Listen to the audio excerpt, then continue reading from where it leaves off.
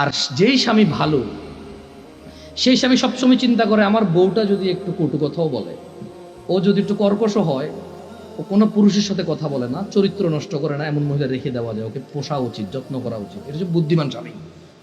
একজন বুদ্ধিমান পুরুষ কি করে? যখন ওর বউ চরিত্র ভালো থাকে, কি থাকে, যখন ওর বউর চরিত্র ভালো, মানে কোনো পুরুষের সাথে কথা বলে না, কোনো পুরুষের সাথে দেখা দেয় না, খালতো ভাই মামতু ভাই আড়াতো পাড়াতো এসব ভাইটাই নাই, ক্লাসমেট, হ্যাঁ এসব ভাইটাই নাই, কথা বলে না এগুলোর সাথে।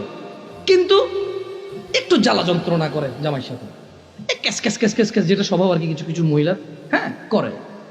এই সারাদিন এই নাই সেই নাই, কমপ্লেন আর কমপ্লেন। কিন্তু ঘরের ভিতরে কোথায় কোথায় একজন বুদ্ধিমান পুরুষ ওই মহিলাকে রেখে দেয়। কেন? ওই মহিলাকে আদর যত্ন করলে এটা মানুষ হবে, এটা চরিত্র ভালো। এটা কি ভালো? চরিত্র ভালো। ওর বিছানা ছাড়া কারো বিছানায় যায় না, ওর ঘর ছাড়া কারো ঘরে গিয়ে জামা কাপড় পরিবর্তন করে না। এটা বুদ্ধিমান পুরুষ। পুরুষের মাথা লোপ পাইছে, মানে অবৈধ সম্পর্ক করতে করতে করতে কোন বউটা ভালো কোন বউটা ভালো না এই বিবেচনা নাই। এখন রান্নার দোষ, বাপে ল্যাপ তোষক দেয় নাই সেই দোষ, এই কাঁঠালের দিনে কাঁঠাল দেয় নাই ওই দোষ। এখন বউর আর কোনো দোষ খুঁজে পায় না। এখন ল্যাপ তোষক দেয় নাই, সোফা দেয় নাই, টিভি দেয় নাই, ফ্রিজ দেয় নাই, আমের দিনে আম দেয় নাই, জামের দিনে জাম দেয় নাই, শীতকালে ওই যে কি কয়টার দাওয়াত খাওয়াই নাই, তোর ভাইয়ের পোলার মুসলমানই হয়েছে আমার এখান থেকে 15 জন খাওয়াই নাই, তোর ভাইয়ের বিয়ে হয়েছে আমার মাত্র 4 জনের দাওয়াত দিয়েছে, 10 জনের দেয় নাই। এখন বউর কোনো দোষ নাই, এখন এই দোষ দিয়ে শুরু করে দিছে।